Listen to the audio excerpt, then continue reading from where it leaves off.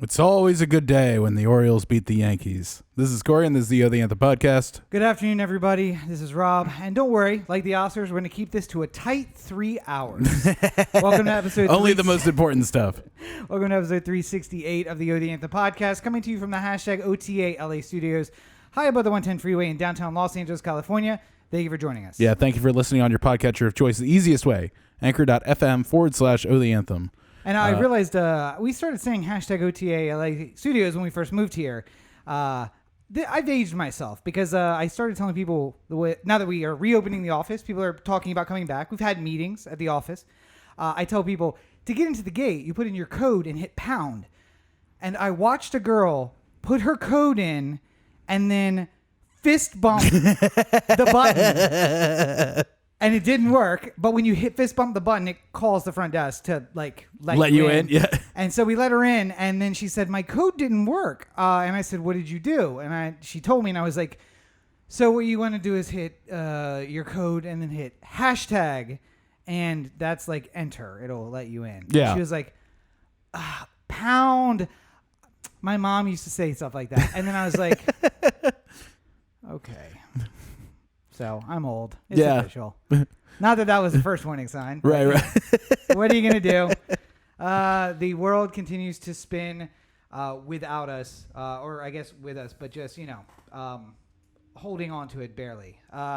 And what would it be if it weren't yet another week with yet another police shooting? And that's, of course, where we lead off this week. We stood at the precipice of victory last week with Derek Chauvin, whose name I almost just forgot, being found guilty, looking inquisitively at the court like, accountability? This doesn't seem right. Where's Y'all my got white me. What? It's... I tried to get everybody that I could on Twitter and all around just be like, I mean, they shot a kid. They shot a kid yesterday. For 30 seconds before we move on, though, I think we should at least talk a little bit about it, because the trial ended the day that we launched dropped the podcast last week. It's not justice, because justice is it doesn't happen just once. It's justice accountability in this one instance, but we didn't have to have an 8-week trial because they were like, oh, we have a video and let's do this. Not that we didn't have to have an 8-week trial, because it's good that we have to have a trial, and that's America, and that's great. Justice is that after that 8-week trial with all the evidence presented, that everyone in the country isn't wondering what is going to come out as a verdict. Right. When we see all of that evidence, the state doesn't have to put on evidence about a reasonable police officer, because everyone would say, no, that's completely unreasonable. Why would you even say that? But meanwhile, if you were watching certain news networks, you would have heard well, at what point does it become unreasonable? This guy's 4 inches taller than him. He's easily 20 pounds heavier than him. I'm like, is this really what we're arguing? Really, we are? Are these the lines that we're blurring here? And apparently they are. And I didn't realize that. Was Derek Chauvin last Monday? Was that? Yeah. I mean, it was Tuesday when the verdict came out. And we were... the Monday podcast that we did and then released on Tuesday had us going how long do you think the verdict's going to... Or how long do you think they're going to deliberate for and stuff like that? So, yeah. Yeah, so... it feels like a million years ago. By the way, as was pointed out in the Andrew Brown shooting, which we'll get to in a bit, police killed 3 men yesterday. They'll kill 3 men today. They'll kill 3 men tomorrow and 3 men the day after that. Because on average, 3 Americans, and I shouldn't say men, just on average, there are usually more men than women. Police kill 3 people per day. That averages out to over 1,000 people a year. In the worst years of the past few years, it was 1,900 people in a single year. But it has been as low as... 1,000. Yeah. So, let's hope for the good years. The good years of only 1,000 police killings. Favorite meme of the week was the Good Cop Hall of Fame. Only one picture on the wall. Michael, his name escapes me. LAPD officer who then shot other cops and went on the run. Good Cop Hall of Fame. Because he troublesome guy, not a perfect example, but did at the end of his career with the LAPD, basically rat out other bad officers, and then they fired him instead of addressing the problem within the department. Yeah. So he went on a killing spree, which there are worse ways to deal with that problem, I guess. I mean, I would argue that the cops have been doing a worse way of handling that problem for a long time. Oh, you mean how you kill somebody on camera and then put out a press release that has no real mention, facts in it? No real facts in it whatsoever. But yeah, so I guess to cover Derek Chauvin, if you missed it, you didn't get my reference at the beginning about he was basically just looking up at the judge and then looking over to the jury as they were reading out the verdict. Like, has the definition of guilty changed at some point? I'm not really clear on what's happening here. But at the same time, every time they cut to his lawyer, all I could see in his face was like, it's appeal. We're going to definitely appeal this. There's so many things to appeal. It's fine. So it's not the end. And then... sentencing is really the question. I mean, we... If you wonder how slow the justice system works, you got the cameras stuck around just long enough for them to be like, all right, so we're going to be back in 4 weeks for the PSI and 6 to 8 for the sentencing. Yeah, 6 to 8 for sentencing, and you're like, okay, now that may be unfamiliar to you because, by the way, Derek Chauvin's getting. It's not treatment. like a cop show, by the way. Yeah, like Law and Order, where it's just like. The jury comes in with the guilty, and the judge just looks at the guy and goes like, "I give you 100 years in prison." Now, I will say, if you are a person of color and maybe you have a very stressed out public defender, there is a chance that they could do sentencing right there. Yeah. If you could ask for it, right? Like. Yes and no. You have to make an argument generally why a PSI is necessary and why there's some factors the judge needs to take into consideration. The judge here is doing the I don't want to give you 40 years and have it thrown out on appeal because they found my decision on your sentencing to be incorrect. Yeah. So we're going to take all the factors into consideration. And again, I never practiced in Minnesota. So Minnesota may do this for every single conviction. I don't know.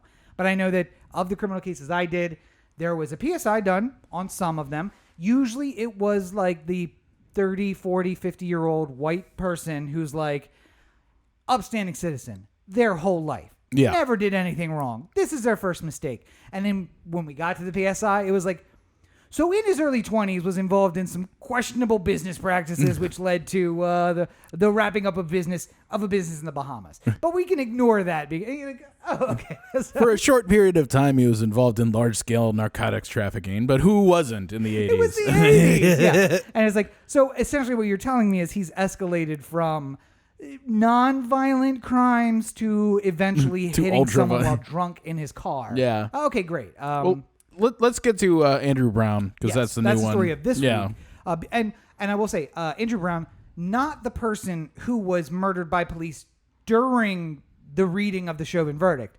That was another young lady in Minnesota, half-hour drive away from where the courtroom was. I'm not sure it was in Minnesota. I thought it was in Illinois. Was it? Yeah, I think so. Okay, well, it was a short distance away from in the same time zone. Yes. And everyone, can we just stop the whatabouts? Honestly, I have tried to stop the whatabouts when it comes to my beliefs. You're absolutely right. That is a valid point. That being said, you're wrong about how you're using that to argue something else. Yeah, you have a freedom of religion. But that's dumb. You're arguing that you shouldn't get a vaccine because Jesus protects you. That's stupid. We're going to get to that too. Yeah. But I tried not to do the whatabouts. This girl lived in a foster home. There was apparently an assault. When the cops pulled up, she had a knife. The people are getting into an argument about she was defending herself or she was attacking this person. She didn't deserve to be shot on a sidewalk. How about that? Yeah. I love the movie Judge Dredd. It's a good movie. It's fiction.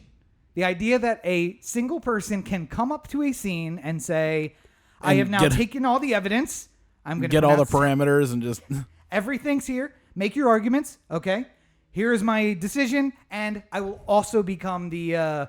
judge and executioner. Because Judge Dredd also did the 40 credit penalty, and he could take credits out of your account or whatever. Yeah. So it wasn't always killing you. Sometimes it was taking your hand off if you stole something. Yeah. But it was always just carrying out the sentence as well. This cop rolls up on scene, and 15 seconds later is like, I have all the facts here, and I am going to adjudge you guilty of whatever I think, and I'm also going to shoot you on scene. Yeah. I mean, I think at the end of this whole thing, we're going to have a serious talk about, like... War crimes? How would you approach your son or daughter if they were in this situation? Because I think that there are different in everyone's mind. There's different levels of how we would treat somebody in a crisis situation, and I feel like there's not as much at the bottom line. There's just not an empathy that's going on here. Yeah, as to like other ways that the situation could be handled. Because the one that always gets me, and I get the old line used to be, the cops got a tough job and you don't understand how difficult it is. And I can understand that to a degree, but you've kind of lost the argument there with all the horrible decisions that have been made.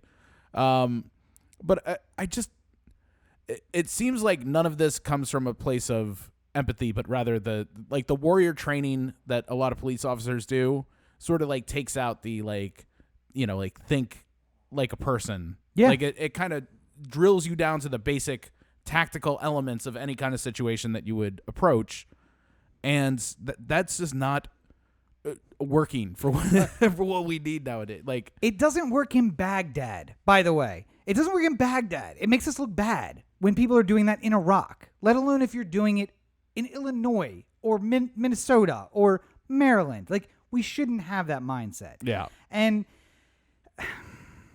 so Andrew Brown, well, let's finally get to that. Gentleman who was chased by police across state lines in North Carolina and then shot by a combination of the police from whatever state he was chased from and North Carolina. And the police gave a statement about what the chase was and who he was.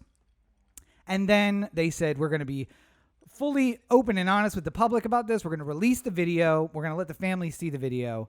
And they let the family see the video today. And apparently it was 20 seconds of edited video. And they have basically said, we're going to redact the video that's released to the public, meaning we're going to blur out the faces of the officers. Yeah. There was some upset people and protesting, and this was responded to by officers coming out and once again covering up their badge numbers and their not wearing name tags. So nameless, badge numberless, faceless men in riot gear putting down a riot. And if that sounds like V for Vendetta, it basically is. Or I shouldn't say that. Any dystopian future police state. What's so amazing to me about this whole thing is that we have certain protections that we're allowed to ask our government for material facts because we as a taxpayer paid for it. Yes. So I could do a Freedom of Information Act request and get like the meetings of all the discussions that have been made about adding metro stations in LA here.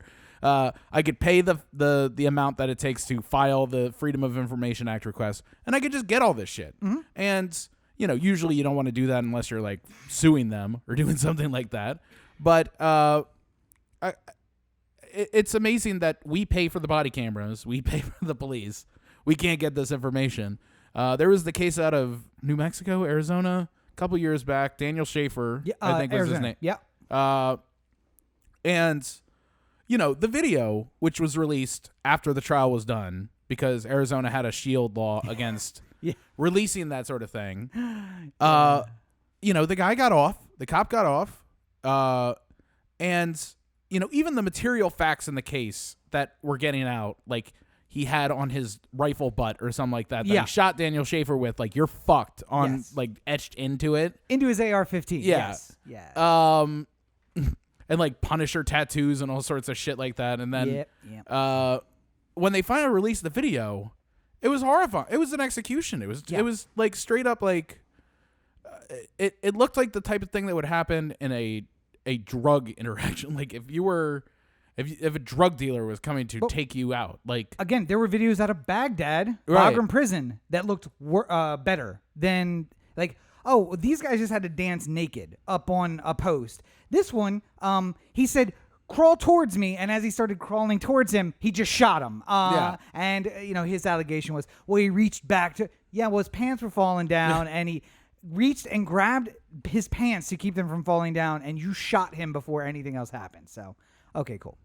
And that's essentially what I imagine this Andrew Brown situation is going to be. That one wrong move, and Andrew Brown got shot by a bunch of cops. I just think personally, too, to my life, when I have like one-off interactions with people, like getting in the elevator, and they're just like, they look at me and they're like, "Nice day today," and I'm like, "You too," because I just didn't, like, for whatever reason, my brain was broken in that moment. Yep. And now I think about if I found myself in a police encounter where they're yelling 15 different things at me at the same time. 3 different cops just yelling consistently. With guns pointed at me, and I'm trying to react to all of the different, like, "Don't move, get down, stay up." Like, okay. Which one of those do you want me to respond to? Don't talk back to us. Yeah.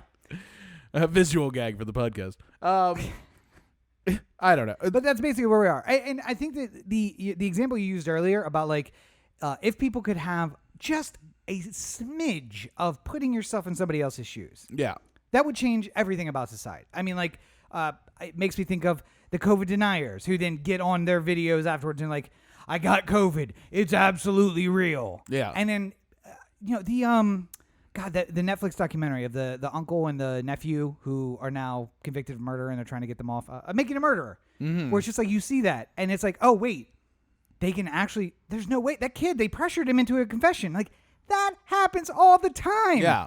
Like, and there's a lot of cases that don't have documentaries made about them where that sort of shit happens. Yeah. Catherine Zellner's thing now is using that case to be like, this is worse than the Stephen Avery case. I can tell you. There's no documentary about it, but it's worse than that case. So, I mean, more power to her to do that. But there's just something about people that, unless it happens to me, it's not important. And I can't put myself in those people's shoes. And I do not understand that. The biggest come to Jesus moment we could have as a country is to say, I just need to figure out how to put myself in the position of another person. And without experiencing this myself, be able to understand what they might have been feeling in that moment. Yeah. Wouldn't that be nice? But we are not there yet. So Andrew Brown is dead. His family is mourning. And it will probably take a trial before we find out if there is a trial, because this is North Carolina, not Minnesota. Yeah. It will have to find out what actually happened. And one of the big issues that's coming up now is the qualified immunity of the officers, because North Carolina is much more likely to flex the qualified immunity than Minnesota was. Minnesota's Officers' Bill of Rights is nothing compared to what you're going to find between the Mason-Dixon line and the southern border of the United States. Wonder why. Yeah, strange thing about this. So, and another thing I did like about the Brown family, for what it's worth, is that they were there talking about qualified immunity and the George Floyd Justice and Policing Act, and saying, like, listen, we can't bring Andrew back. We can get an accountability for him here, but we need to push the conversation forward. The only way we're going to do that is by getting this law passed. And much as would be expected, I saw some statements from congressmen, senators about it. I'm going to ask you the same thing I asked you earlier. If I could give you 3 guesses as to one commonality about every congressman and senator who defends qualified immunity, what would you think that was? White. The second commonality? Men. All men. Yeah. So strange. White men from middle of the country districts. And by middle of the country, I also include the South. Where the Sun Belt and the Bible Belt are the 2 places where these people are from. And you think that right? Oh, Rob, you could have just said Republican. Oh, no. Yeah. Because there are Republicans who are like, you know what, we really do need to wind back this qualified immunity thing. But then you get Democrats who are in West Virginia who are like, I don't fuck with cops, man. I gotta get reelected in a couple of years. So we lose Democrats. When we gain Republicans, we lose Democrats on even something like this. And we've talked about the Senate being a problem, whether or not they're going to undo the filibuster and all that stuff.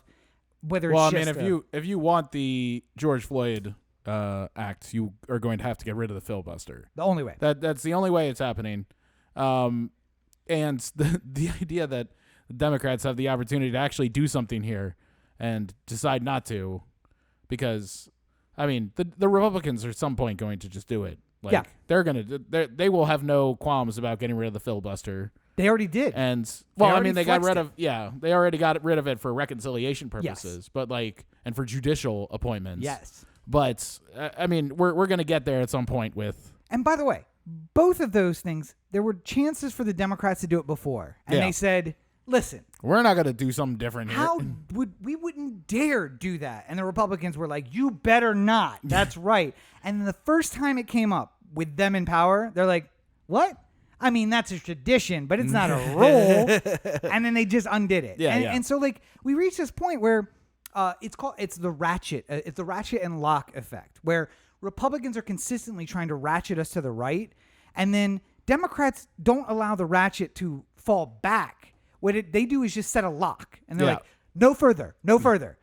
But then the Republicans come in and ratchet another section, and then Democrats lock it again. And this is why we don't have a left party. We have a center party, the Democrats, and we have a right party getting righter every day, the Republicans. Yeah. And kind of all tied up in this, the court is also very far right. And you mentioned standing there as 3 officers give you 15 different commands. Now imagine they're worried you have a gun on you, because every state can have concealed carry permits. That'll be the reality next year.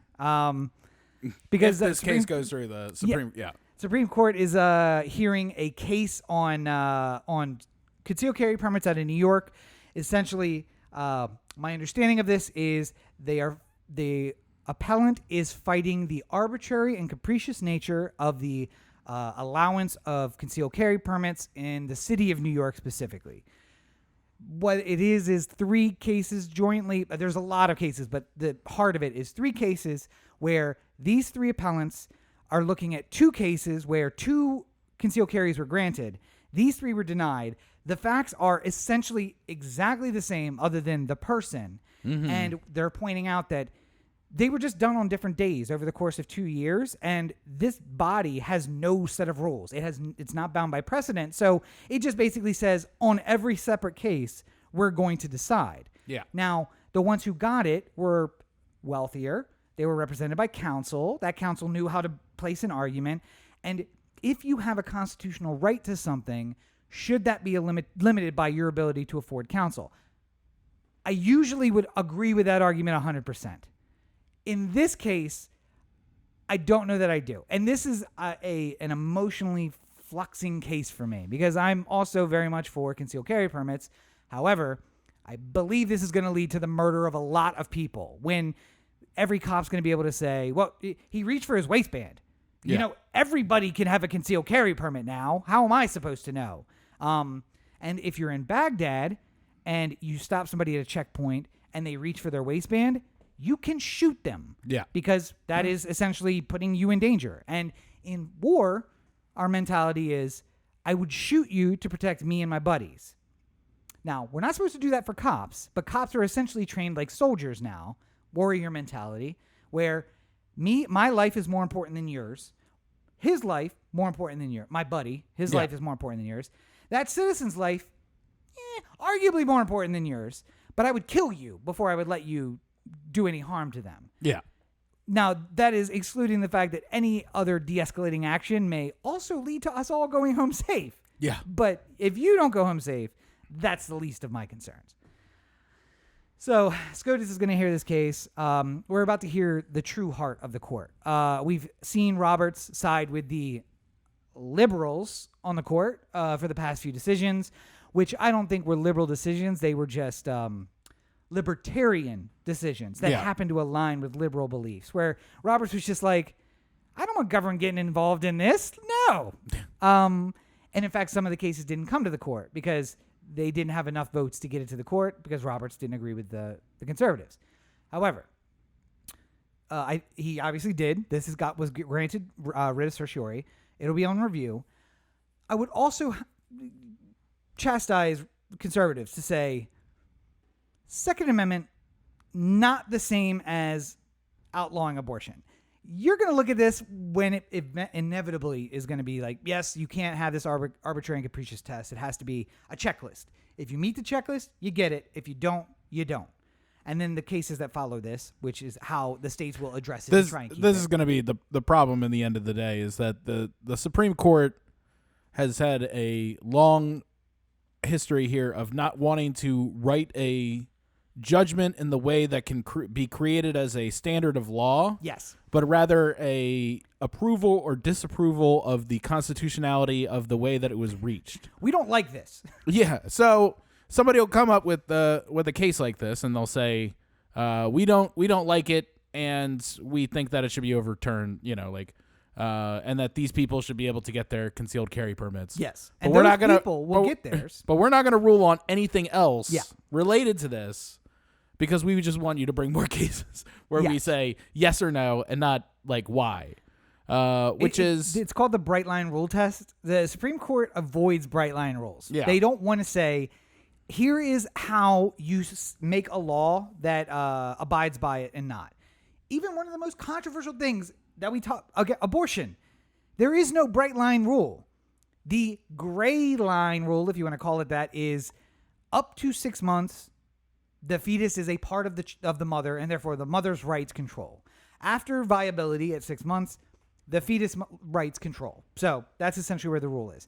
And now what we've seen is these cases are like, well, but viability is now at like 22 weeks. So does that mean 22 weeks becomes a new line? Yeah. And they say, nah, we're not going to take that case, which is essentially them saying, no, that's not viability. Right. And then you get some later that are like, well, I mean, shouldn't the woman's rights control all the way up to the end? And they're like, nah, we said fetus's rights are what they are. So we're not going to hear that case. And basically you create this gray area in the middle. You start winnowing out the... What is and what isn't. Yeah. And but they avoid the thing where they're like, all right, so New York, here's how you set a test that would be constitutional. Right. And that is a modern thing. When they first heard cases on the 13th, 14th, 15th Amendments, the Supreme Court was like, all right, the 13th Amendment, very plain, no slavery. I don't know why we need to really get involved in this, but here's how you can test whether someone's a slave or not. All right. Equal protection under the law. This law applies, and mostly, honestly, that was because you had a bunch of guys from the North who were on the Supreme Court. Yeah. And most of the cases were coming out of like Georgia, and they were just like, any chance to slap down the Southern states again, they would take it. But then we started getting Southerners back on the court, and then we got into this nonsense. Started winnowing again. Yeah, so now we're back to the winnowing, and again, I would just caution people to say, with Roberts siding with the conservatives here does not mean that when you bring your abortion case at 6 weeks or 16 days, heartbeat at 16 days, that's viability. Like, Yeah. I don't know that Roberts is going to side with you on that one. It's a completely different topic. But if you ask Tucker Carlson, this is going to be the bellwether of the next 25 years of the Supreme Court. So, Yeah. Also, shut up, Tucker Carlson. Christ's sake. Man, I was just watching a minute of him prior to us starting. Yeah, that's why my blood pressure is up by 40 points. No masks. Fucking idiot. We'll get to COVID stuff here in a minute. Because evangelicals are definitely a part of the problem here. Yes. But first, locally, it seems like the Secretary of State has given some sort of pre-guidance to the idea that there will be a recall election. Yes. Involving Gavin Newsom, and that we have already started to get some people throwing their names in the ring there. Yes. Most notably, two people outside of California. Mm-hmm. Caitlyn Jenner is running as a Republican. She's running as a Republican. She's a pro-Trump type. So we got that to look forward to throughout the course of this. I know. By the way, I said evangelicals were the problem, but Christ on the cross. She started off with a bit of controversy too, talking about how Gavin's district attorneys are running amok throughout the state of California. To which quickly people were trying to explain to her, no, this is all the district attorneys are elected. Like Ted Lieu, the congressman, was just like, For example, there's a Republican in Orange County Yep. elected district attorney. So certainly not Gavin Newsom's district. And it's like not like he has any say over what they do. So she's already not showing the ability to understand how government works. Yes. So perhaps we should not pay too much attention. Well, so to this, you said but- there was a second person who people outside California might recognize?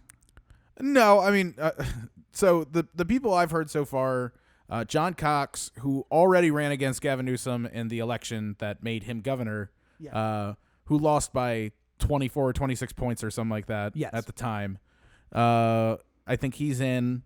Mary Carey, the porn star who ran against Gray Davis way back when, she's in again. Who got a significant portion of the votes. Yes. I mean, it's a winner take all. So, Yeah.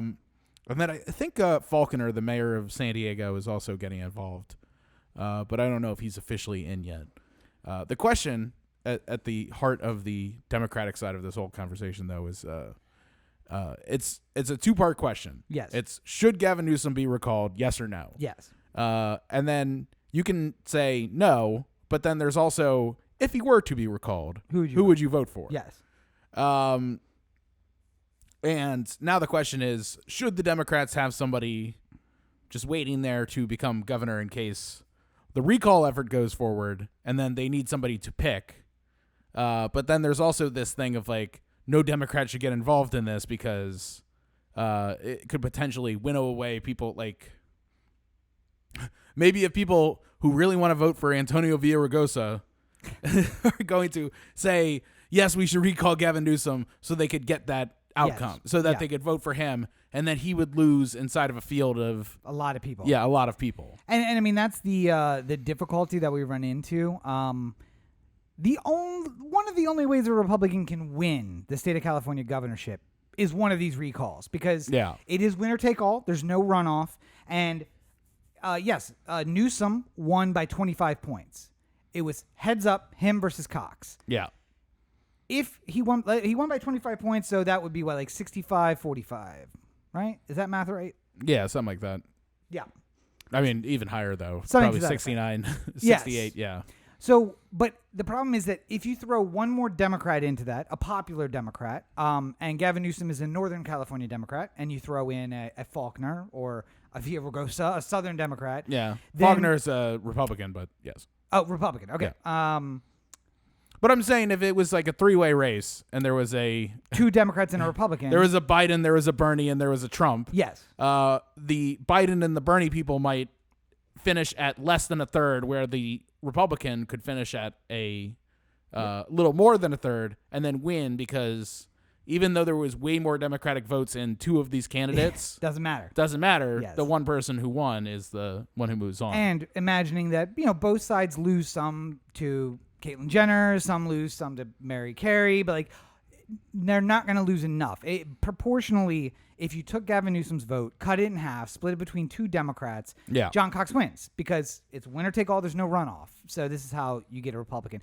And I've heard two arguments about this. Number one, Arnold Schwarzenegger won in a runoff, and he wasn't a bad governor. To which I say yes. He also wasn't a great governor. Yeah, he is a libertarian governor who's just like, I'm going to let California be great. And I'm going to do that by not doing anything and just letting it be great. And that's awesome. It also may have turned out tragically if something horrible had happened that needed to be addressed. Yeah. I don't know. We'll never know. But could California have had even greater growth during that period? Maybe and I mean, so. For all the republicanism that gets thrown around with Schwarzenegger, he was a pretty liberal Republican. Yeah. He stole votes from both Democrats and Republicans, which is why he won. I mean, at the time, he was probably the most liberal Republican in the country. And that's not saying, at that time, that wasn't saying a whole lot because there were some sort of quasi-liberal Republicans. Yeah. But there was nobody quite like Schwarzenegger. But then also I think Republicans said you need to have a little bit of that to win California. Yes. You can't. We're going to let him have that. It's like the Hogan thing. Hogan isn't a hard-line alt-right conservative. He's not. He's got to win Maryland, Corey. He's got to win some Democrats. Yeah. So, it's okay if he's a little bit fuzzy on the abortion issue. You know, he's got to win that state. But we know where his heart is. We know where his heart really is. If he has a chance to ban it, he'll do it. Yeah. So the other thing that came out of this is a response to Caitlyn Jenner's campaign, and that is, we can respect Caitlyn Jenner's pronouns. We can also not vote for her for governor. Yeah. We can do both of these things, and we should do both of these things. Like, the initial response, of course, of hatred coming out was a lot of, like, transphobic hatred. And that doesn't need to be there. Like, you know, personal choices, life choices aside. Yeah. Not going to make a very good governor. That's really what I would think.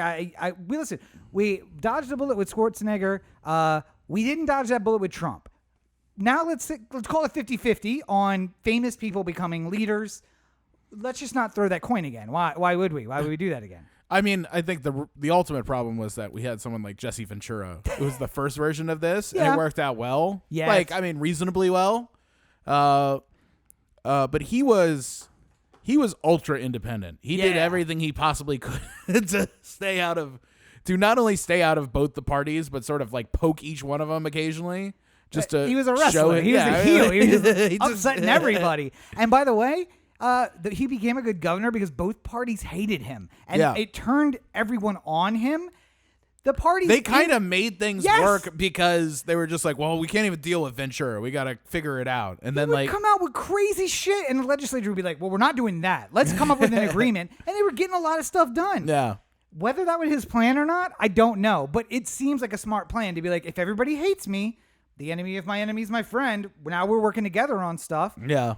And none of the stuff he wanted got done because he's very libertarian. He wanted to roll back freaking everything that he could. But, you know, if you're looking at the benefit for the people of Minnesota, it worked out really well for them. Yeah. And it was a very, like, progressive for the United States, not really for Minnesota, but progressive for the United States time. People came together and they got a lot done. And he was very successful. But also, I would say, he was not a celebrity of real celebrity. No, and he was more tied into the political process before he was. I mean, he never ran for anything. He never won an office, but he was more politically outspoken at the time. I've never heard Caitlyn Jenner say anything political that I can think of. No. And everything that I'm just hearing about political statements after she decides to start her run, not great, makes me think that she doesn't really have a firm grasp of this thing. So I'm just inclined. My problem is not the trans part of it. And sadly, I understand why people make fun of her for being trans, because that's an easy target for a lot of people who are going to make fun of you are going to look for whatever the easiest target is. And I think that a lot of people don't have as much personal experience with trans people, so therefore it makes it something that you can separate yourself from. Yeah.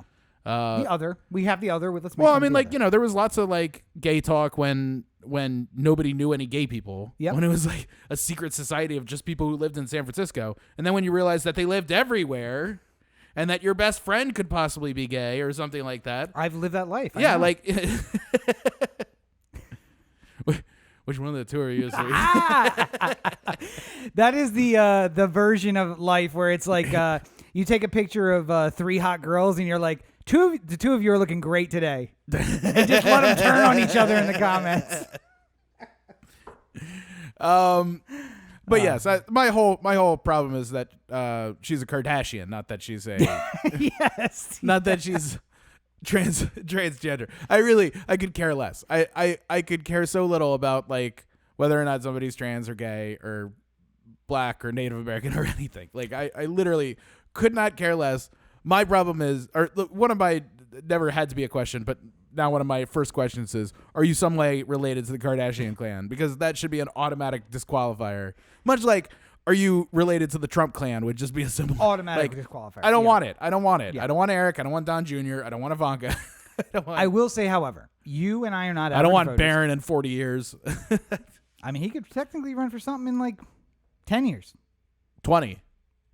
What? How? I mean, I guess he could be like a mayor or something, maybe. New York State House, man. It's 21. Oh. Yeah. So he's like 12, right? 13? Something like that, right? Yeah, 10 years. 10 years. Fuck that. Yeah. We're old. So what I'll say is that watch him be like a Bernie bro. God, let's hope so. Oh, what would give his dad a heart attack? Bernie bro in the house.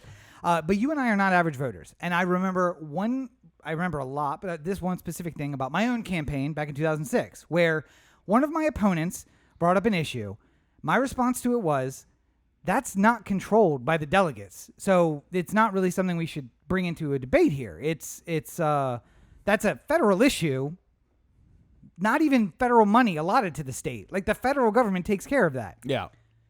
In the exit poll from that debate, my response was rated under a 10%, and his response was rated above a 70%. And I'm just like, so what you're saying is you wanted to hear my response to the thing I had no control over? Yeah, and it's just like it doesn't matter that it's not in their control. It's that like, so what you're saying is you don't have an answer. Like, no, bitch, I could have answered the fucking question, but we're not here for that. Right. Are we going to have a political debate? Am I back in political science class? Or are we talking about a job that both of us want? Yeah. And Ted Lieu can point out how that is not controlled by the governor at all, but there will be people who are like, well, I didn't hear anybody saying anything about it, did they? No.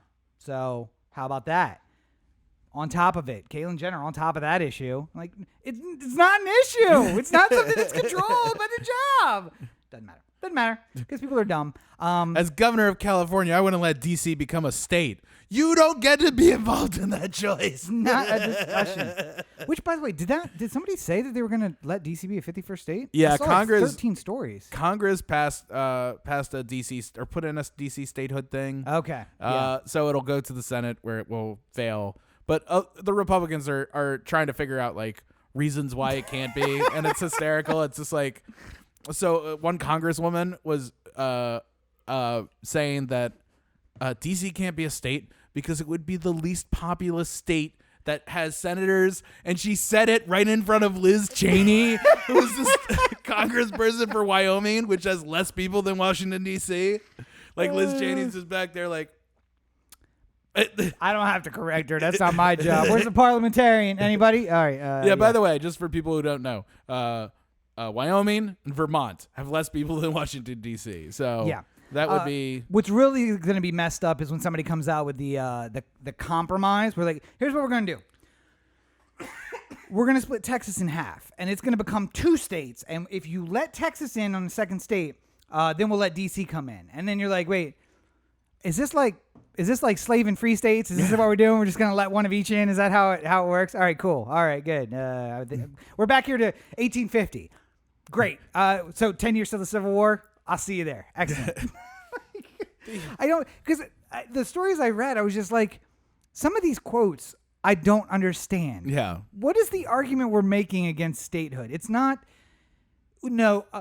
it's arguably Republicans saying taxation without representation, not a problem, which seems very anti-Republican to me. I mean, the one that I thought was interesting, worthy of a little bit of debate. I mean, like, I wouldn't want it to happen at all, but at least a conceptual debate is the Mitt Romney idea, which is just make D.C. part of Maryland. Like, give it a congressional district and make it vote in Maryland. Well, it gives us an extra 600,000 voters. So I mean, it gives us a pretty huge city, too, which would be nice. I mean, like, it's not like... I'm sure if California could just pick off Vegas, they would take it. Like, Nevada loses 3 congressional districts.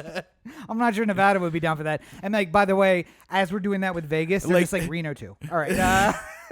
It's like stealing someone's sports teams to a new level. It's just like, this California's like, oh, you want to take the Raiders? Okay, got them back. What up now? Yeah, that's right. You thought you were getting away. By the way, I think if we took Reno and Clark County into California, Nevada would then become the least populous state in the country. I'm sure Jesus it would. Christ. The amount of people. So turning now to places which are not very unpopulated, I suppose, and a problem which is arguably just as important as DC state.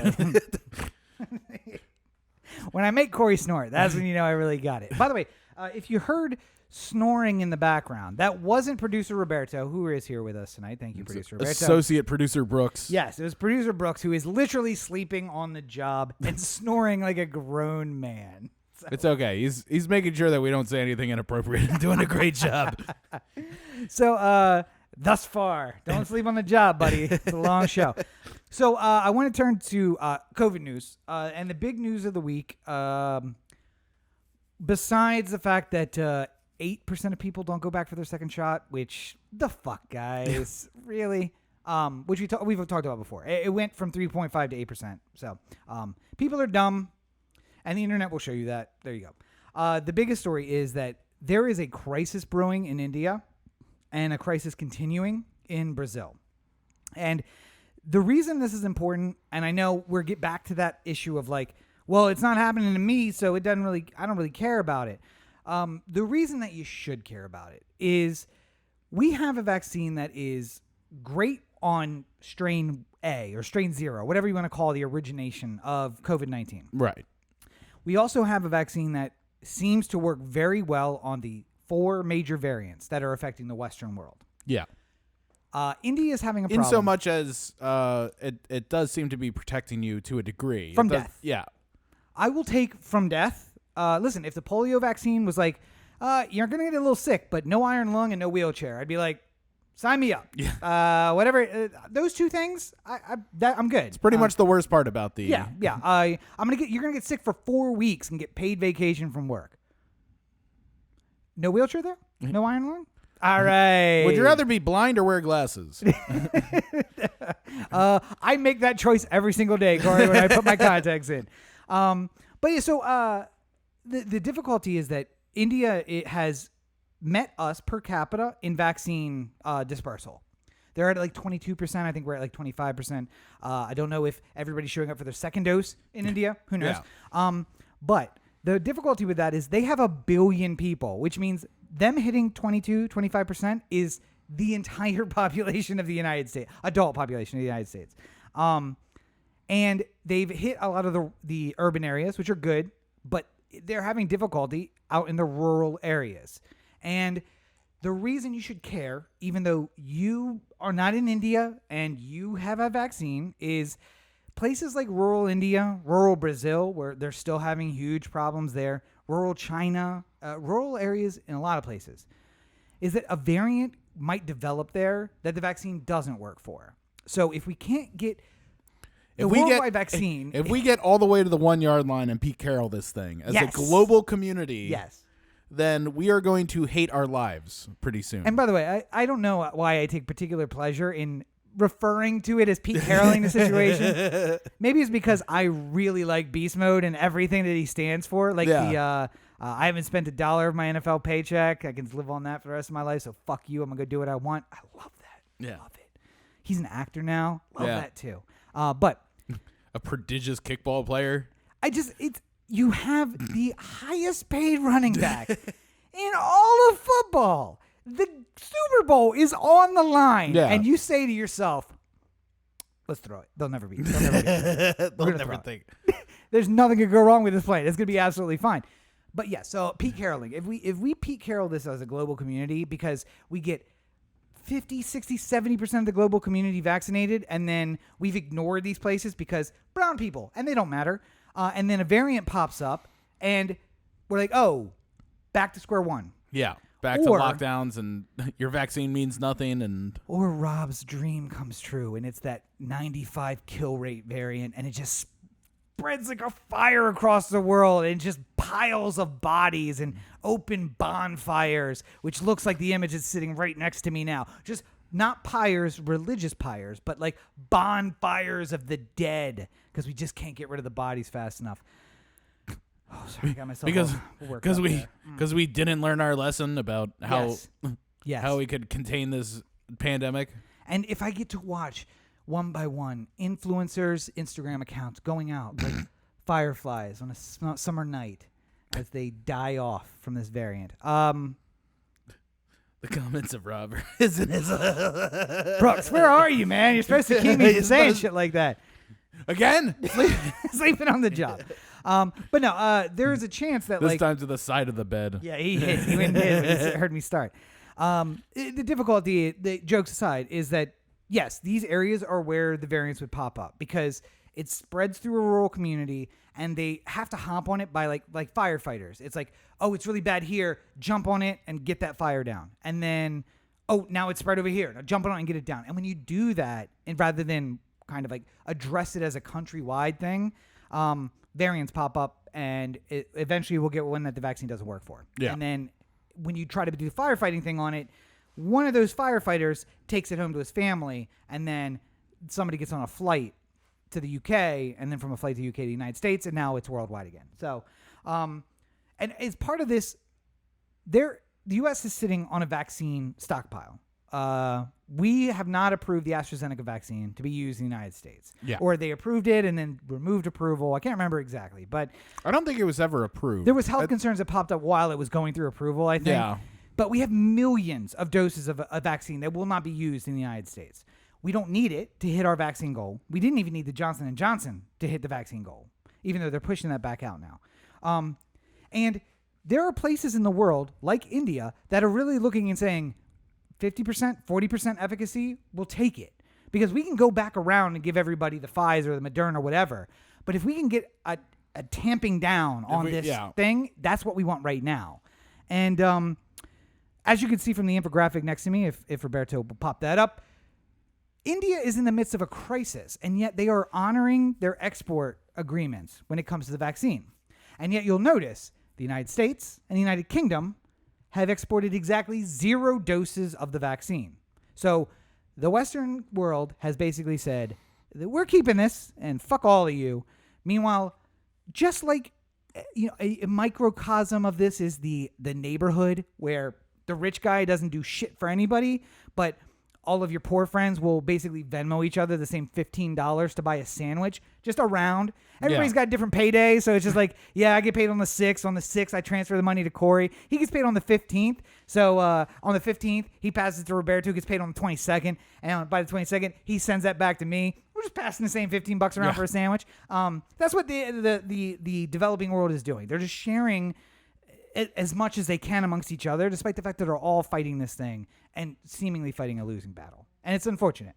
And when we should be leaders, here we are about to celebrate or watch the celebration of a 100-day victory lap. Yeah. Which makes me feel a lot like that meme of the guy, the podium, and the guy who's in 4th place, like biting the medal and spraying the champagne on himself. Like, good job, I guess. Yeah. We did it. I mean, the concern for America was always going to be America first before anyone else.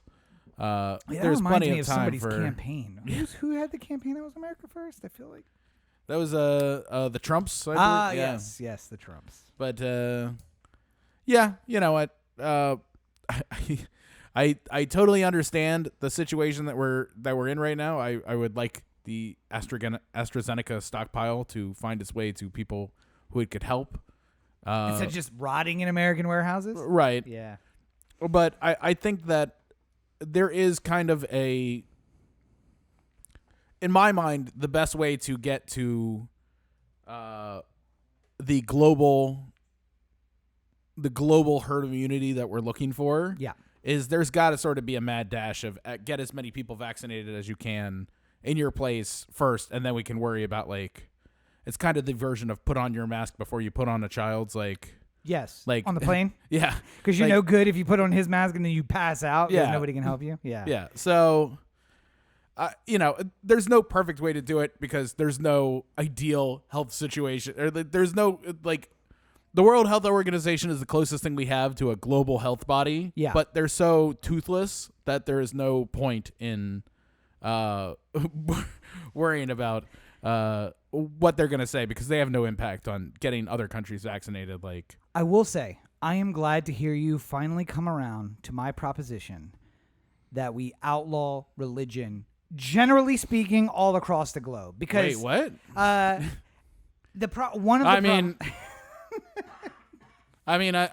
not saying no. I'm just okay. All right. I didn't say yes yet though either. So let's. So one of the problems in India, which is also a problem in the United States, although the religion's different, obviously. Yeah. In rural India, you have a lot of very strong Hindu believers and some Sikh believers who are not doing the vaccine because they just believe that it's not. And I am not educated enough on the Hindu belief or the Sikh belief systems to accurately comment, but they don't want to put a vaccine in their body because they don't think that it is kosher with their religion, to use yet another religious word. Yeah. They don't think that's kosher. So this we are seeing in the United States as well. And what I called this section is evangelicals are a problem, and they are a problem. The evangelicals in the United States are turning coronavirus into a money-making opportunity. Now, that shouldn't surprise anybody because they will turn literally anything into a money-making opportunity. As you might remember, there was a hurricane in Houston, and the megachurch preacher there shut the doors of the church during the storm while people were dying outside, but opened the doors of the church when he had a non-free soup pantry after the storm. So you could come and get soup that you paid for at his church afterward, because that's what Jesus would do. But they're telling their congregations not to take the vaccine. And some of them are, in fact, offering alternatives, like a vial of holy water, which, as you might guess, is tap water blessed by this particular person. Yeah. And to do that instead of getting a vaccine.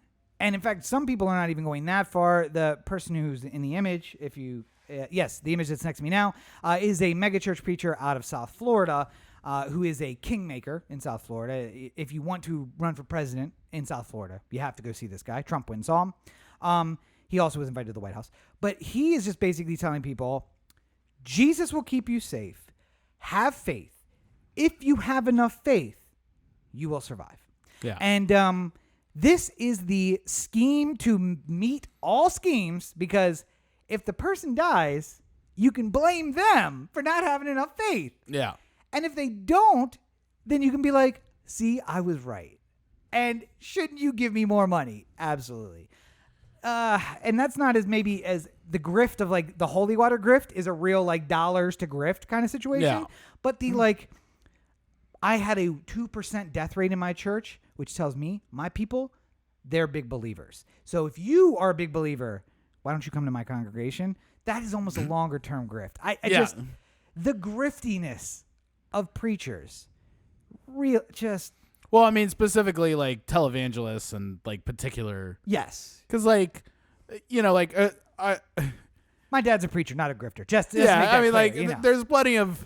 I feel like I'm doing good cop, bad cop now, but there's plenty of good preachers out there. My dad doing it on the straight and narrow, and my dad never charges for any of his services. Now, if people give him a donation for coming and preaching, that's fine. He takes the money because it's a job and that's what he does for work. But he doesn't even charge for the holy water. I came in, I just did the thing, and it was just there. It didn't. Also, Protestants, I didn't have to put a coin in or nothing. Protestants aren't supposed to do holy water. That's another one of the things. Like, damn, not only I had a perfectly good joke there. Not only are you selling holy water, we don't believe in holy water. Like, maybe you could argue that it's Jordan River water, which is like, to Protestants, that's like the closest thing. Like, Jesus bathed in this water. Not the same water. It's a river, but he bathed in this water. But we don't do the blessing of the water. Like when they do like what Catholics do the thing with the baby where they drip the water on the forehead and stuff. Like, and not only that, but we got the we got the father just like shouting it out across the entire in the church, right? Yeah, walking down the aisle. I got baptized in a swimming pool at camp. Any body of water will do. Dirty septic pond, it don't matter. Jesus will protect you. Hallelujah. In the name of Jesus. Anyway, so this is what I've realized. I really got to I also like when the Catholic priests come out with the smoke. The urn too. Like, that's a good. I felt the first time I saw that I was in New York. And I said to myself, like, is the fucking Undertaker?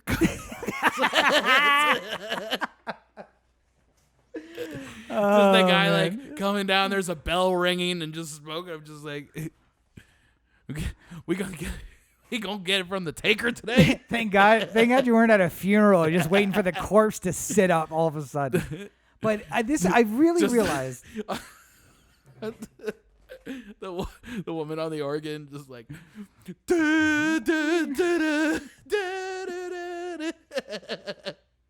Wait, I'm just picturing you, sallow-faced, little pale, in a suit.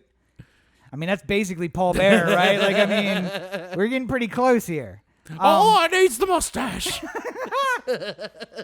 But no, that was quite a laugh from Rob. Yeah. No, that was the Paul Bear laugh. That was his like.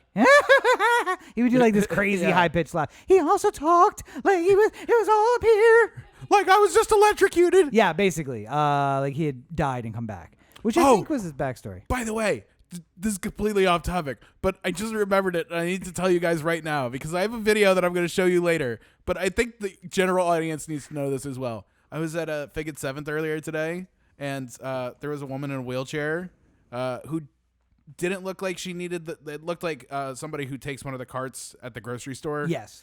As opposed to a wheelchair that's like something she uses all the time. But they had a child on a leash as well.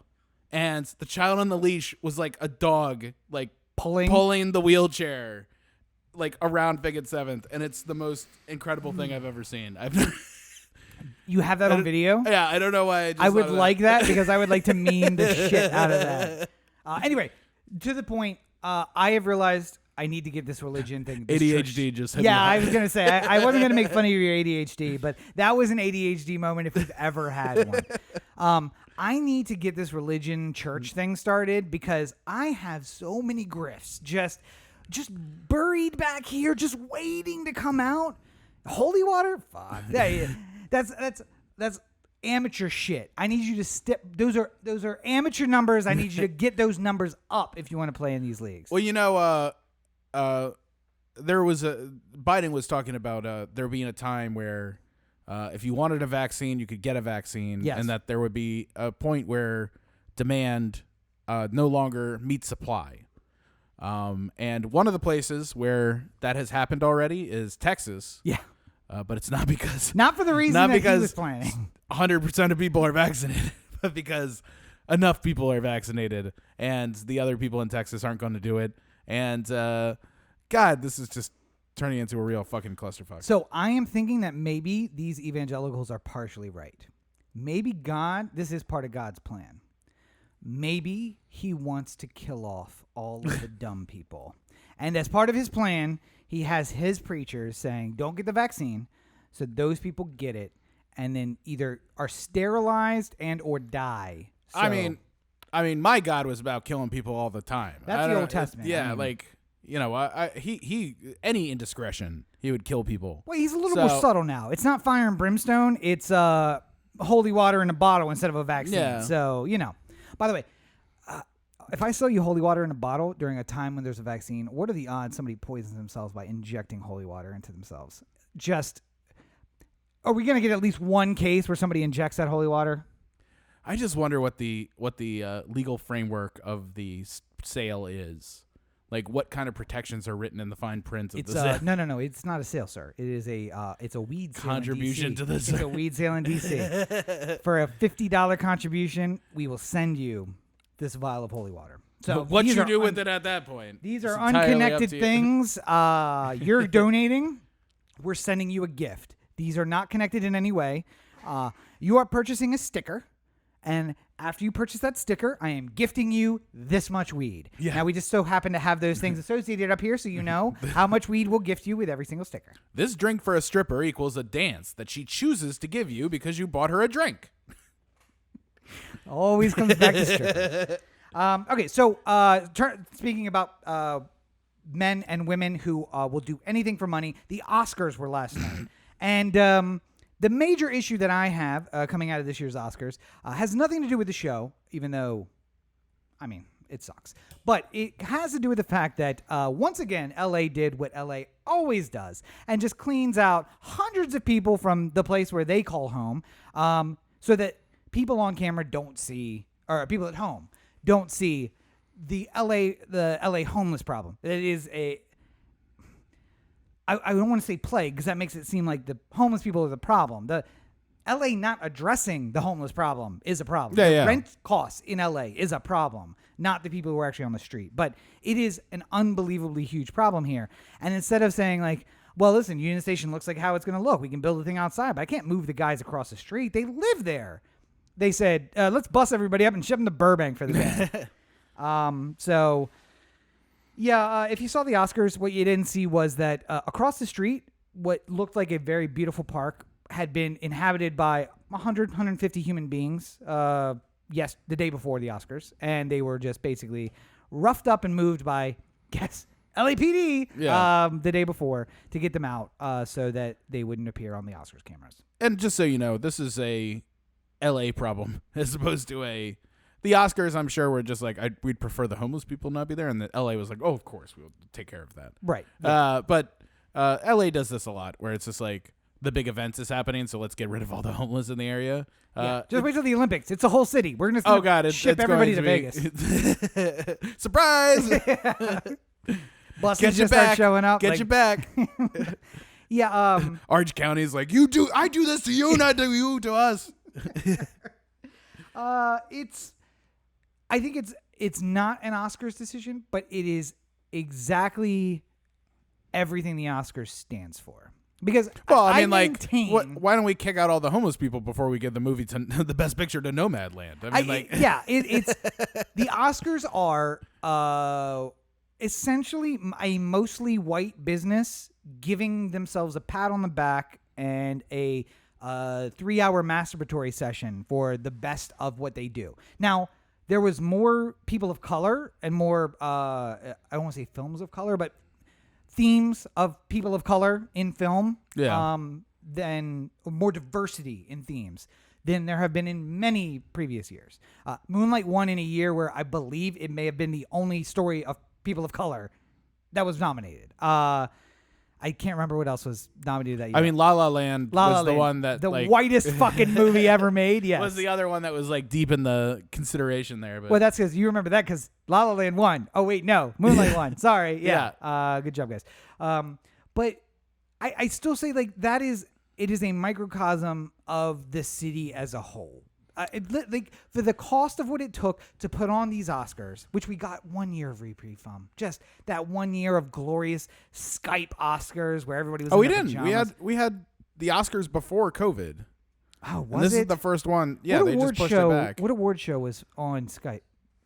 This year's Golden Globes? Last year's Golden Globes. Yeah. No, Golden Globes was before the Oscars. Yeah, there was a couple.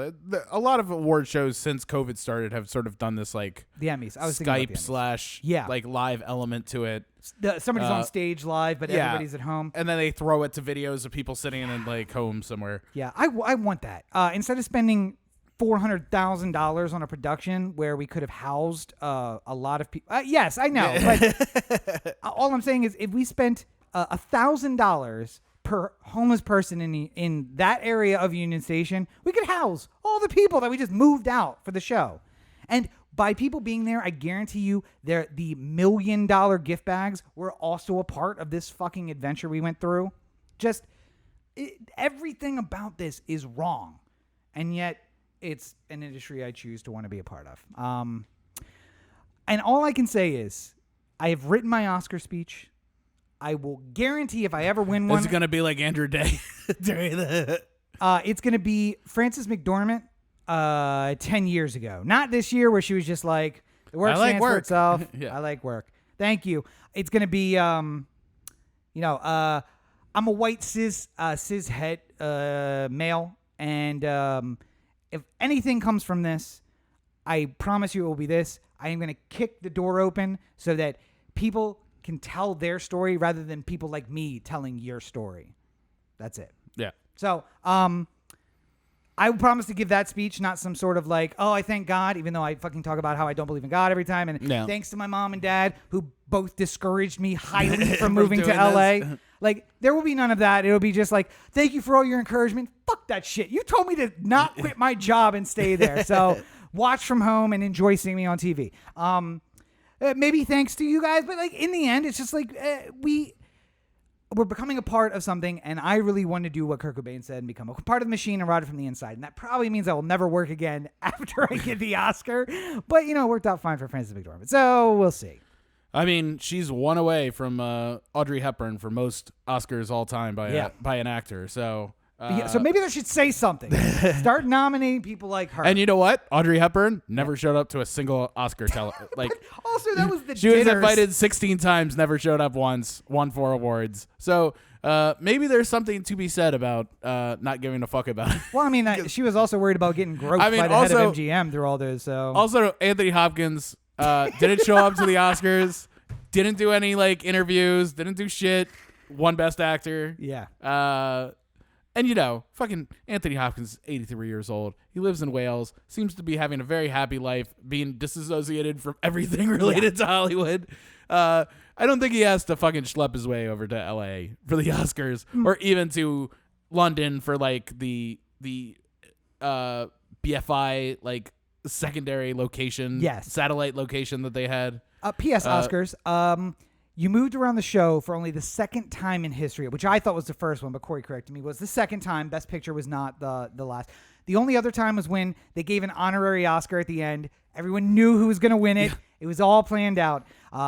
You played yourself. Too. You played yourself when you moved everything around, not knowing who the winner was going to be. And by the way, you make all those big changes. You can't peek the envelope just to see if maybe we fucked around. At least, if anything, it gives you the security in knowing that they literally don't know what's going to happen. Until that envelope opens, they don't know shit. So my question to you is: the people who win, who are remote, is there a guy standing there with a fucking Oscar, and then they're like, not Borat, and he walks away from him, and you're just like, oh. And then he walks back up, and they're like, I was thinking about that. Sacha Baron Cohen. When Florian Zellner won it for writing the father. Yeah, he's in Paris, just standing in front of the Eiffel Tower or something like that. A green screen outside of a really dirty hotel. And then all of a sudden, someone just hands him an Oscar, and he's holding it. Yeah. So the guy was standing off camera with the Oscar. So was there, if he didn't win, would the guy just be like, bye? Yes. Float away? I hope so. I love Sacha. Florian Zellner's like, can I just look at it? I love Sacha Baron Cohen, and I feel like if there was a guy there for 4 awards that he won none of, he's like, I'm gonna get that fucking statue. We're about to get the best Sacha Baron Cohen. They'd have to have a fake one there, right? They have to. They have, because what if he won? Yes. They'd have to have some guy with or there's a box, and then when they announce the name, they rip off the box at the same time, empty box, and you're like, oh sorry. PwC put this one together too. But yeah, as far as the actual show goes, there's a lot of people complaining about the lack of clips. I didn't like that. I thought that there should be more clips. Well, if for no other reason than you didn't see The Father. No. If you would have seen a clip of Anthony Hopkins in The Father, I think you might have walked away from it saying, I want to see that movie. That looks interesting. He looks really he's doing a really great performance in this. I'd like to see it. When it's just sort of Laura Dern going your performance really spoke to me in a way that performances haven't in a long time. You don't know Daniel Kaluuya. Why are you going on? Again, if me and Roberto were nominated for an Oscar and you came out and you were just I'm here to present who is going to win the best nap of the day in Hollywood between Roberto and Corey, the only Oscar that's ever going to be qualified. You in this would house. be able to speak about who we are, and you would know the number of times apparently that the camera pointed at somebody who was not the nominee. To some other person who's sitting at the table. And I did say, Regina King, I think, went and sat at a table with somebody who she had then talked about during her speech. Yeah. I fully believe she knows that person, and she probably meant everything she said. The other 4 nominees, she was reading a script about a person. Listen, it was years ago that we started doing the pictures so that people who weren't educated about the things that we talked about would have an idea of what we were talking about. Should we change and just start describing an image that would be here if... is that better if we just describe I saw an infographic, and on that infographic there were 7 countries, and on those 7 countries, 2 of them had 0, 1 had 55, 1 had 63. No, just show me a fucking clip of the thing, and I will have my own emotional reaction to it. I will say this: I think that it didn't do anything for an audience who wanted to look in. I don't think the Oscars was great for middle America this year, right? Also, Avengers wasn't nominated for anything. So. Well, and I mean, Regina King also said, made some sort of remark about political statements up front. Yeah. And then I feel like every single thing was a political statement from that point on, at least from the eyes of somebody who's like, Middle like America. in Topeka watching the Oscars, Yeah, what's going to win this year? Like, and I think there's more of like it makes you look like more of a regular American if you say you hate the Oscars, like, then. Yes, regular America. Join my religion. I am just like you. But I think that there was probably a part of being at the Oscars last night, which would have been way better than usual. Because, like, super spreader event. You could get COVID. Well, no, I mean, hopefully that doesn't happen. We'll find out. I hope that it doesn't, because they also were setting it up earlier, going like, we're handling this just like we do on set. So when the camera's on, the masks are off. When the camera's off, the masks are on. Yeah. We're spreading people out. We're treating this just like we would sets, which is what we've been doing safely. And so if everyone fucking gets sick, then it's not gonna look good for like how we're doing it on set. As she's saying that, and they pan the audience, not a fucking mask in sight, except Frances McDormand with her mask on. I'm like, yes, girl, yeah. She's my spirit animal, by the way. 100% my spirit animal. But what I imagine was nice about the Oscars last night, if you were invited, which for some reason I wasn't. I mean, it's right down the street, and I wasn't invited. Perhaps my invitation got lost in the mail. I don't know. Could be a podcast where your co-host talks about how much the show sucks. Yo, fuck that Corey guy. No, they kind of circle people in and out based off of like what categories were about to get called and stuff like that. And a lot of the people were hanging out outside and like in the train waiting area. Yeah. Because Union Station is a train station. So like not everyone who was there was sitting at the tables the whole show. There were people outside for periods of time. And that would probably make it a lot better as a networking thing, like walking up and talking to different people, because you're outside waiting for your category to be called. You can just start talking to people, as opposed to at the Dolby Theater where you're in a room with, all these people and you can never get up. Like you can't get up to go eat. There's no eating. There's no drinking. There's no anything. You're just sitting there for 3/4 hours waiting for you to find out you didn't win Best Picture. So, like that one, at least from a invitee standpoint, I imagine was a lot better than it had been before. Listen, it's a pleasure just to be probably nominated. A lot more chill experience. It's a pleasure to be nominated. I'm flattered. I don't have to win. I did win. Oh, okay. Is that Brad Pitt? Yeah. Can I fillet you backstage? Jesus. What? That like happened. I don't know what to say. It's Brad Pitt. Moving on. Can we talk a little sports ball? See, I was giving him time to set up the clip. Nothing.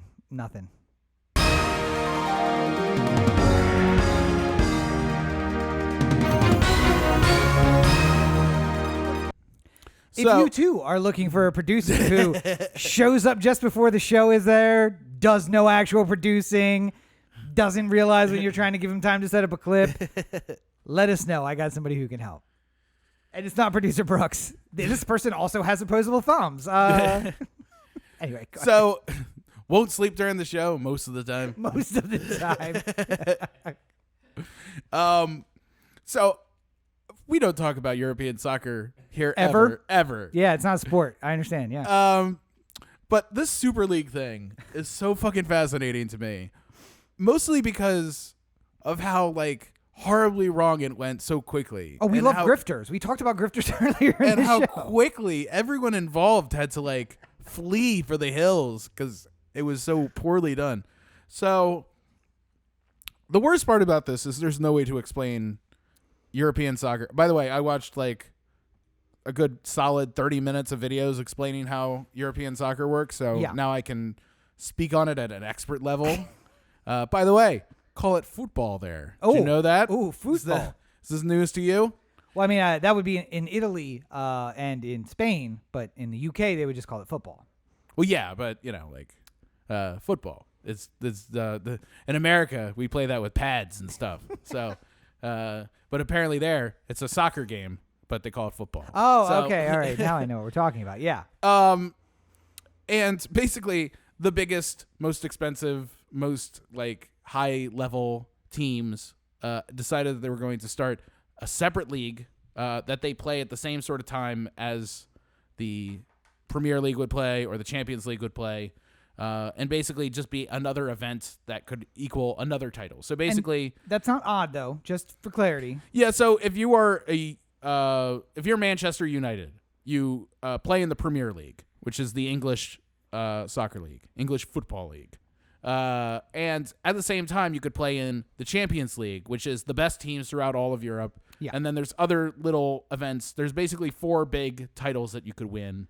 If you win 3 of them in a year, then it's considered like basically a sweep. Like you've done an incredible thing. And if I remember, by Premier winning is 3 not of them in a year. just the UK, because No, it's just England, by the way. Just England. Wait, Premier is not just England, isn't there? I thought teams in France. There's a team in France that plays in the Premier League. No, they play. They play in like a French league that could potentially play in the Champions League. Okay. So you might hear about a French team playing Manchester United and think about it Championships. Think it's all Premier League, which is what I did, but they're all different. And this was like LA Galaxy was trying to get into Champions League, and they theoretically could have if they were in Europe. But they weren't allowed to because it was European football teams only. Yeah. But I think Beckham was making the push of like, why not let some American teams come in and play? Because he was like, nobody cares about this fucking sport, and I'd like to go play in front of a crowd. So here's part of the problem. FIFA, the which we have talked about, oddly enough. We've talked about FIFA Internacional Federación Association or something like that. Was that not even close? Roberto's giving me a shake. It's not Football Internacional? It's like Federation. Federación Internacional Football Association? No, because the Federación is the association part. I thought it was one of those ones that does it twice. Does both? Oh. Because they don't know any better. And they could charge twice. Well, it'd be a pretty dumb league if it was just called FIFA.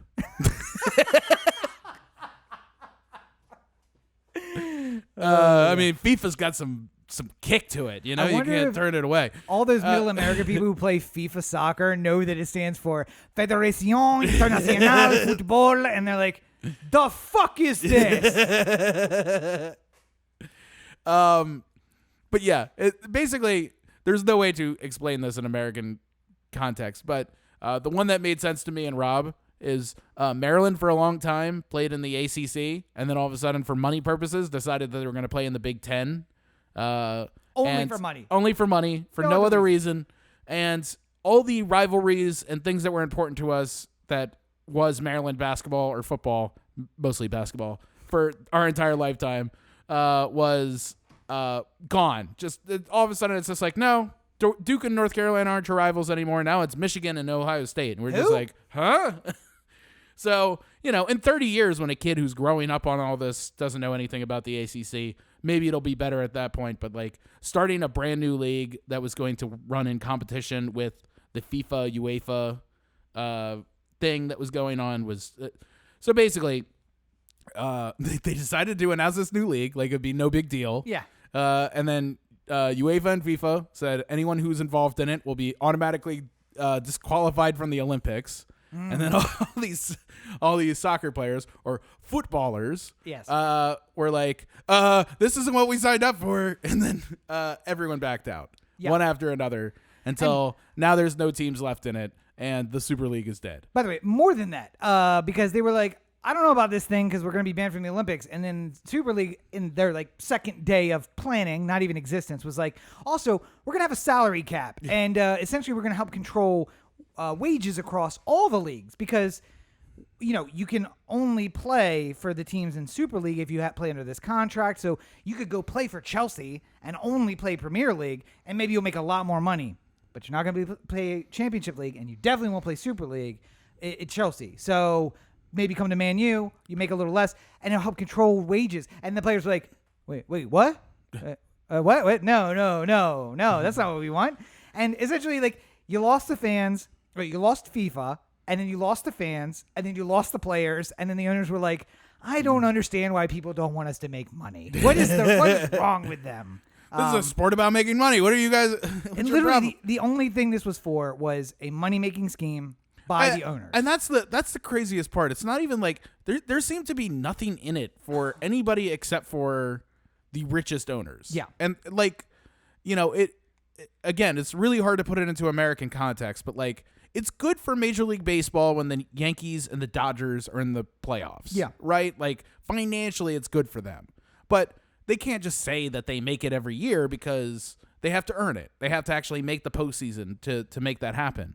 But this is almost like, they work so hard every year, they should just make it on their laurels. Like, they should just be allowed to be in competition regardless of whether or not they are successful. But Super League would have had its own playoffs. That's the thing. So it's like NFL, if the NFL had 2 seasons running at the same time. And there's a league that is just the Packers, the Cowboys, I don't know what the richest teams are, Patriots.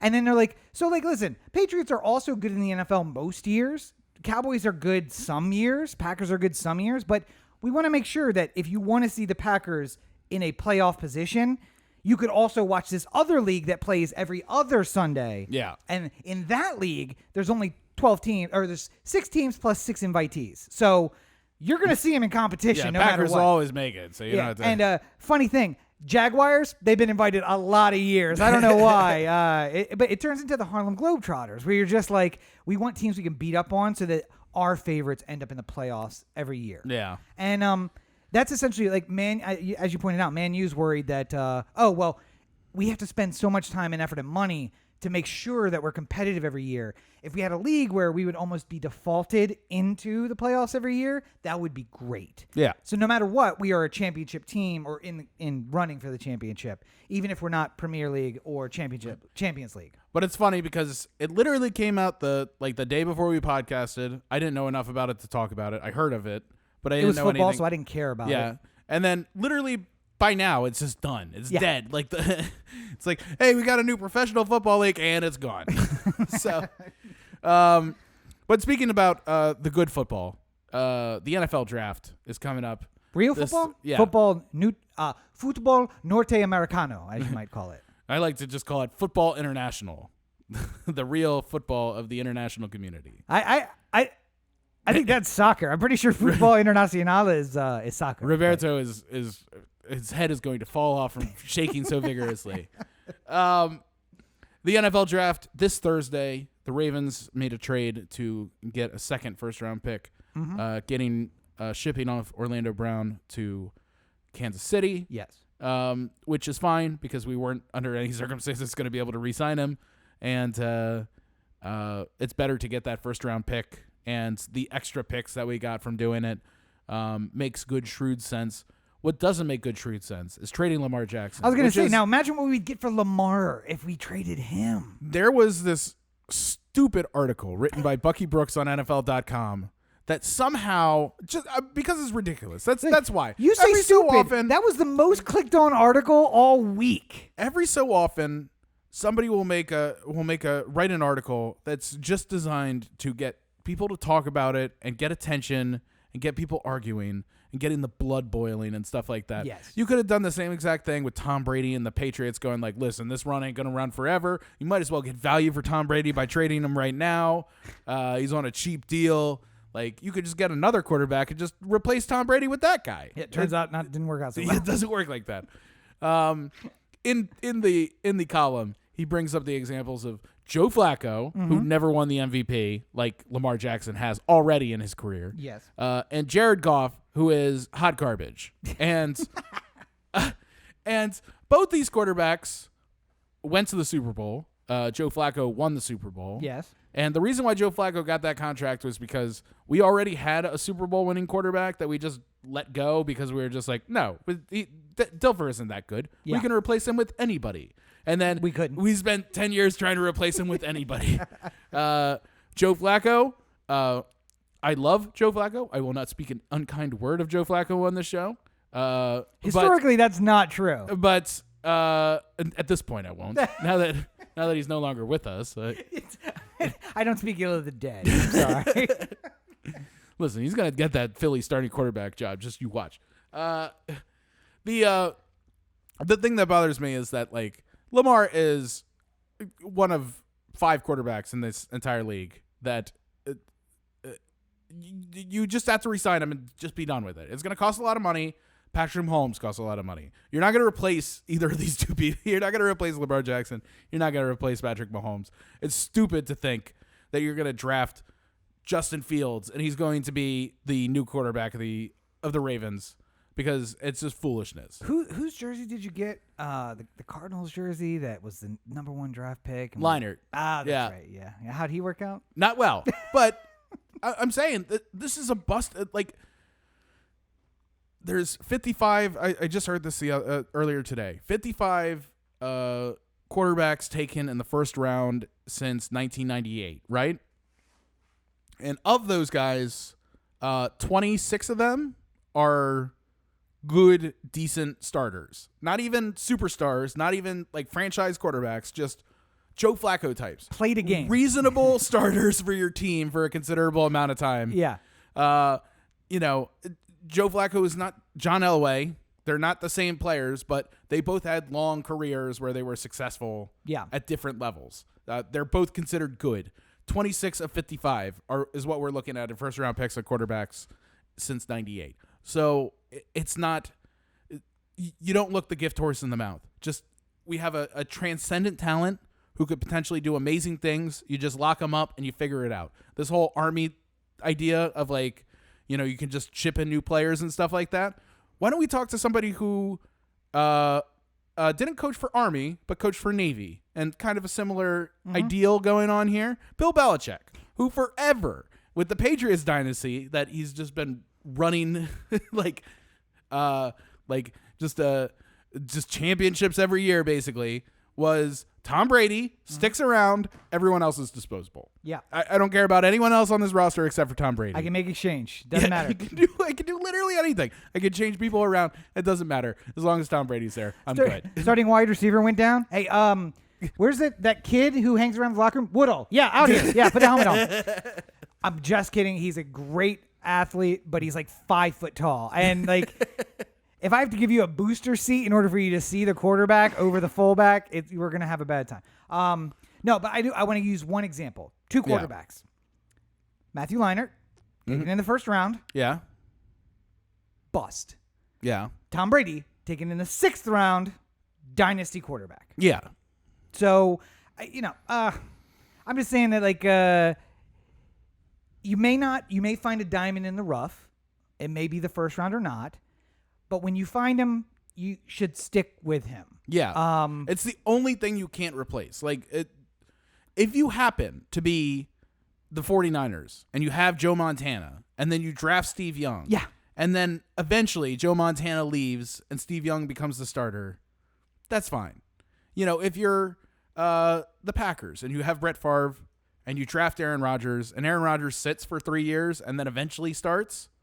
Steve Young sat for 2 years behind Joe Montana. Who am I to complain about who you choose as your backup quarterback and how long it takes? Like, if the Ravens draft a quarterback this year, I'm not freaking the fuck out. They're gonna need a backup at some point in this. Like, you can't just hope that Lamar is healthy all the time. Like, if you draft, he might have to go to the bathroom or something like that. You got to get somebody in case that happens. Worst case scenario, you draft another Lamar and then you trade away your non-franchise quarterback, your starter who is here first, for 9 draft picks in 2 years when that guy looks like he could be fantastic and crazy.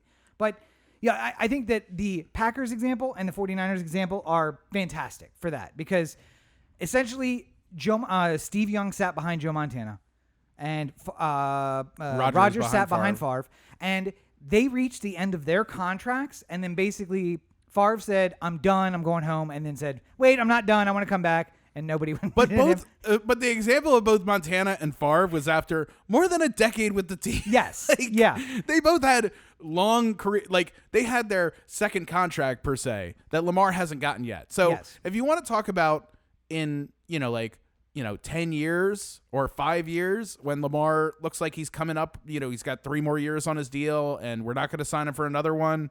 If you want to start drafting the quarterback of the future then and just have him sit, fine with it. I don't care. Well, and draft the backup quarterback right now. If he turns out great, then he could just be a great quarterback who's sitting behind Lamar. But in both the Favre and the Montana examples, there is a list of quarterbacks who were drafted while they were the quarterback. Yeah. Because that is the thinking. It's like we need a good backup quarterback. We're going to take a third rounder, and then they turned out to be starters somewhere else in the league where they traded a third round pick for a first round pick because you need a quarterback. I got a really good guy sitting my bench every week, so I'll make that trade for you. Great, but you stick with the franchise guy. Yeah. And by the way, Joe Montana, Brett Favre could not play in the NFL today, so neither one of them would be good. Also, a lot of these people who become franchise quarterbacks, like, we need to get Brock Osweiler, don't work out. So maybe let's just shut the fuck up. All right, Bucky Brooks? All right. I think we've done enough here today. Wait, was that a version of the... I think we've done something. No, that's not where we're at yet. Now, where we're at right now is theanthem.com. Corey to theanthem.com. The Anthem on Facebook, Twitter, Instagram, and the listener line 443-219-7595. What's that number again? 443-219-7595. Is there a reason? Producer Roberto just on top of it. On top of it. He's gonna just walk one of these days. To where? 12 feet to his room. You can find more of me on my website, CoreyBakerFilmmaker.com. What are you doing? You're falling off. Sorry, Brooks is having a situation. You can find more of me on my website, CoreyBakerFilmmaker.com, Facebook.com/CoreyBakerFilm, and at LegendsCB5 on Twitter, Instagram, and TikTok. I had a video that came out recently, and I have another one that's coming out about historic Broadway theaters in downtown Los Angeles. So keep an eye out for that. In the next 6 to 8 weeks. And if Roberto thinks I talk shit about him when he's sitting here, just wait till he walks and he's 12 feet away. Oh, my God. Once that bedroom door closes. It'll get terrible. But, of course, thank you to producer Roberto for his service.